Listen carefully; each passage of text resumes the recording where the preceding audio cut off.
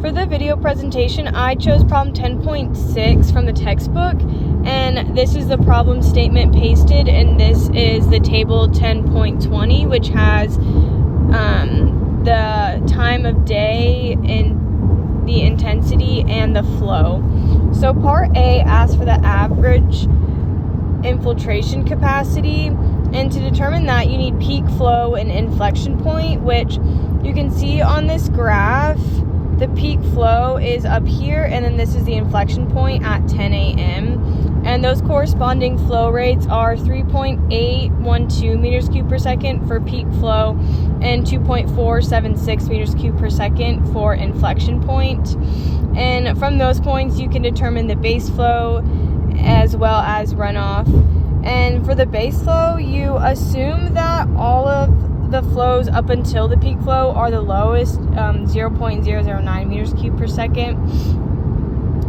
And so you have to plug it into this equation for infiltration capacity, which is rainfall minus runoff volume divided by area, and then you also have to divide by the time.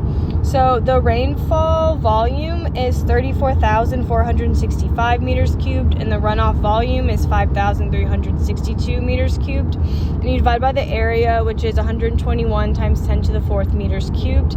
And then you have to multiply by 1,000 as a unit conversion, and then also 60 minutes as a unit conversion. And I got the 38 minutes from this table right here. 8:57 to 9:35 is 38 minutes.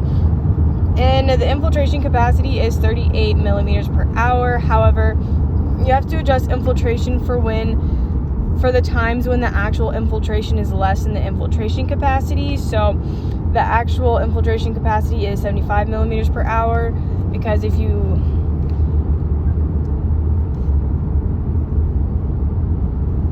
the equation will yield the same runoff volume. And the soil is class A. Part B of this problem asks for the average curve number. So you'll use this equation to determine P, which is rainfall depth, and that's the total rainfall in volume divided by the area. And after some unit conversions, you'll get 28.5 millimeters. And then you have to determine Q, which is the runoff depth, and you'll do the runoff volume divided by the area. And after some unit conversions, you'll get 4.43 millimeters.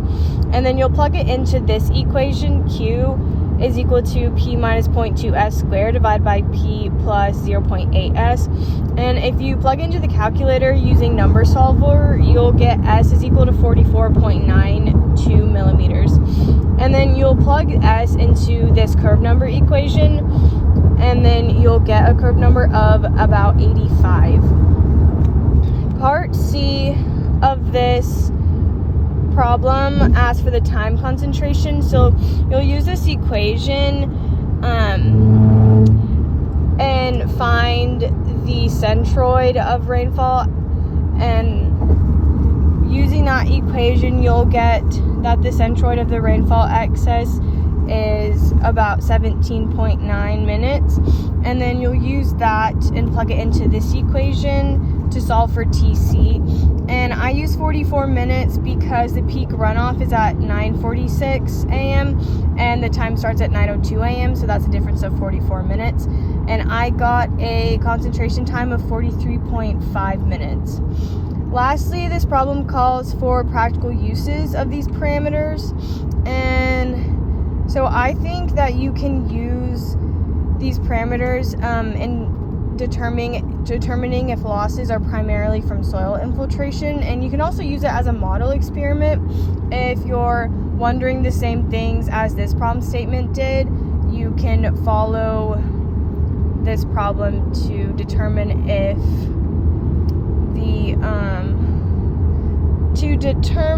if losses are primarily by soil infiltration.